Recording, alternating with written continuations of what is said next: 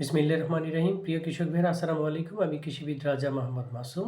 আজকে একটি গুরুত্বপূর্ণ বিষয় আলোচনা করব। অর্থাৎ সামনেই আমাদের কিন্তু আম গাছের বা আমের যে মুকুল আসা শুরু করবে কিছুদিন পর থেকেই। তো যারা আম চাষে জড়িত, যাদের আমের বাগান আছে, যারা আম চাষ করে জীবিকা নির্বাহ করেন, তাদের জন্য খুবই গুরুত্বপূর্ণ। আম গাছে মুকুল আসার পূর্বে কিছু করণীয় কাজ আছে।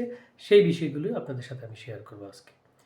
তো নরমালি যে যারা আমের বাগান করেন, সবসময় একটি বিষয় খেয়াল রাখবেন যে আমের বাগান পরিষ্কার পরিচ্ছন্ন রাখার ক্ষেত্রে কোনোভাবেই যাতে আগাছা না জন্মে, বা আগাছা জন্মলেও আমরা সেগুলো পরিষ্কার করে রাখবো। কারণ এই আগাছা থেকেই কিন্তু সকল পোকা বা ম্যাক্সিমাম পোকার বা রোগের আবাসস্থল এগুলো। এখান থেকে কিন্তু এগুলো ছড়ায় বেশি, বা এগুলো এখানে থাকে। তো এই জন্য আগাছা পরিষ্কার করে বা বাগান যদি পরিষ্কার রাখা হয়, রোগবালাই কিন্তু কম হবে। দ্বিতীয়ত, আমের বাগানে কিন্তু সেচ প্রদান করা হয় সবসময়। যারা আমের বাগান করেন তারা এই কাজটা করে থাকেন। তবে এই মুকুল আসার ২ থেকে ৩ মাস পূর্বে কিন্তু আপনাদের সেচ প্রদানটা বন্ধ রাখতে হবে। আদারওয়াইজ কী হবে, যদি এখন আপনারা সেচ প্রদান করেন বা আম গাছে পানির ব্যবস্থা বা সেচের ব্যবস্থা করেন, তখন কিন্তু আম গাছে নতুন করে পাতা বের হবে। তখন আর আম গাছের মুকুল দেওয়ার ইনটেনশনটা থাকবে না, তখন নতুন পাতা ছাড়বে তারা। সো এখন কিন্তু ২ থেকে ৩ মাস আগে মুকুল আসার সেই সেচ দেওয়া বন্ধ করতে হবে। বন্ধ করা অলরেডি যে সময়টা চলছে বা চলে গেছে অলরেডি, কোনোভাবেই এখন সেচ প্রদান করা যাবে না। ঠিক আছে? দ্বিতীয়ত, আপনারা এই যেই আবহাওয়াটা এখন চলমান, যে অনেক ঘন কুয়াশা, রেগুলার কুয়াশাচ্ছন্ন হচ্ছে আবহাওয়া, এবং সামনে কিন্তু আরও বেশি ঘন কুয়াশা হতে পারে।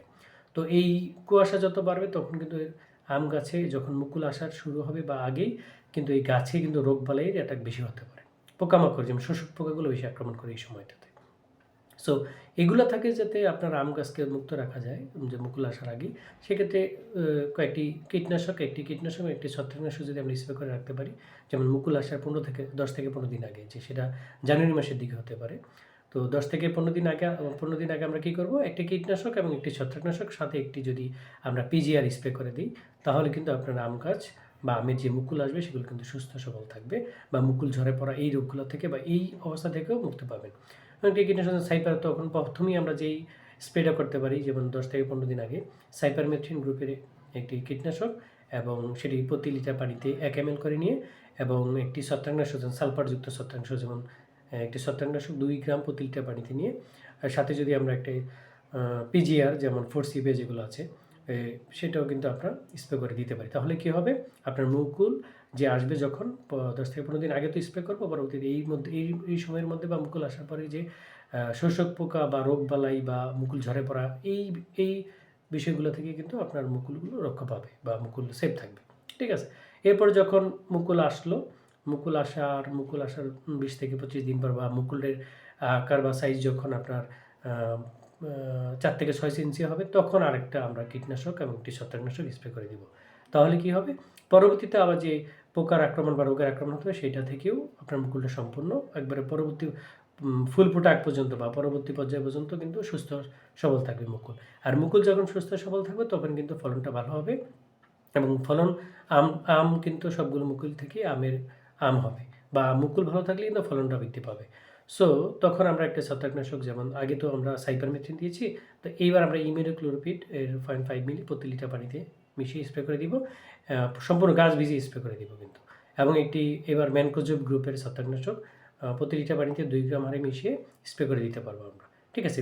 দিব। তাহলে কিন্তু আপনার মুকুল রক্ষা পাবে। এবং একটি বিষয় কিন্তু খুবই সতর্কতার সহিত মনে রাখতে হবে, বা একবারে এইটা কিন্তু মনে রাখতেই হবে, যে মুকুল থেকে ফুল, অর্থাৎ মুকুলের যে ফুল বা মুকুল ফুটার আগে আপনার এই স্প্রেটা কিন্তু করতে হবে। ঠিক আছে? মুকুলের বা যে এটা যেমন ৪ থেকে ৬ ইঞ্চি হবে, তখন কোনোভাবেই কোনো অবস্থাতেই মুকুল ফুটার পর বা ফুল ফুটার পরে স্প্রে করা যাবে না। ফুল ফোটা অবস্থায় কোনো ধরনের স্প্রে করা যাবে না, তাহলে কিন্তু মুকুল থেকে আর ফল হবে না। ঠিক আছে? তো এই বিষয়গুলো খেয়াল রাখলে আশা করি আপনাদের যারা আম চাষি ভাইরা আছেন, তাদের উপকৃত হবেন, বা তাদের আম গাছে যে ফলন, যে কাঙ্ক্ষিত ফলন, সেটা পাবেন। মুকুল সুরক্ষিত থাকবে এবং পরবর্তীতে ফলন ভালো হবে। ধন্যবাদ সবাইকে। আসসালামু আলাইকুম।